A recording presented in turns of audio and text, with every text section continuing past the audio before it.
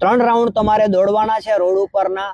એક રાઉન્ડની તમારી 8 મિનિટ, બીજા રાઉન્ડની તમારી 8 મિનિટ, ત્રીજા રાઉન્ડની તમારી 8 મિનિટ, એટલે ટોટલ કેટલી મિનિટ થઈ? 24 મિનિટ થઈ। કેટલી?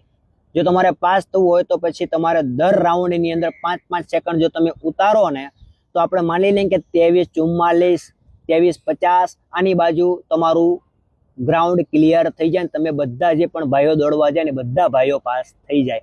પણ આવી રીતનું કોઈને થતું નથી।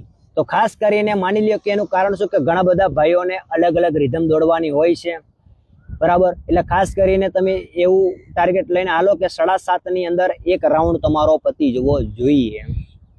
તો પાછળના જે લાસ્ટ રાઉન્ડ હોય તો તમે આરામથી ખેંચી શકો। ઘણા બધા ભાઈઓ જો ફેલ થાય ને તો છેલ્લા રાઉન્ડમાં જ ફેલ થશે, એની પહેલા કોઈ પણ ફેલ નથી થવાનો। ને ઘણા બધા ભાઈઓ છે ને પગ ભરાઈ જાય છે, એના કારણે છે ને ગ્રાઉન્ડ છોડી દે છે। તમારે ગ્રાઉન્ડ છોડવાનું થતું નથી। લાસ્ટ તમારી છેલ્લી ભરતી છે ને તમારા